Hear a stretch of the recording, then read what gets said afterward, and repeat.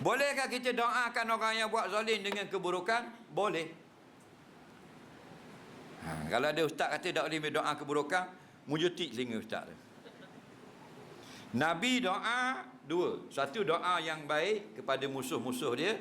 Yang kedua, doa yang buruk. Siapa ngaji hadis, dia tahu.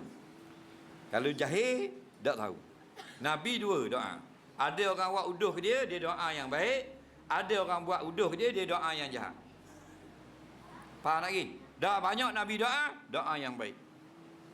Tapi datang dalam banyak hadis, Nabi doa juga hak buruk. Antaranya kunut nazilah. Tahu tak? Kunut nazilah tu minta Allah hancurkan orang-orang yang mengganggu umat Islam. Biar binasa ranak habis. Nampak lagi? Banyak hadis sahih. Antaranya Nabi kata, barang siapa yang Allah berikan kuasa memerintah atas umat aku, mana dia jadi kerajaan. Ni hadis sahih. Faham lagi? Fasyaqqa alaihim, dia buat susah ke atas rakyat. Fashkud alaih, maka ya Allah mu susahkan orang ni. Doa baik ke buruk?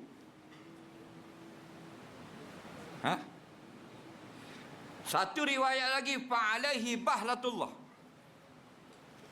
barang siapa yang jadi kerajaan, pemerintah, ada kuasa, dia susahkan rakyat, fa'alaihi bahlatullah, maka ya Allah atasnya bahlatullah. Sahabat tak faham. Ya Rasulullah, ma bahtullah, apakah bahtullah? Kami dah tahu. Nabi kata laknatullah, selaka Allah ke atas mereka. Faham lagi? Itu Nabi doa.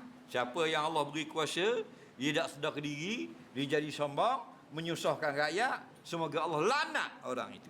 Jelas lagi? Cuma kalau kita nak doakan huduh-huduh pada orang yang buat zalim ke kita, jangan berlebih-lebihan. Lagu mana tak mau berlebihan? Kalau dia beri kenak unjang kita, kenak pukak ceruk kita, faham tak lagi? Kenak mutu ke laut kita doa, ya Allah balaskan dengan setimpal kejahatan yang di atas diriku. Itu boleh. Jangan dia buat dosa kecil, kita minta balas yang sangat besar. Dia curi wah pelang ni suti, ya Allah minta bahan tanah lenyek lori, ambil wah pelang aku ni.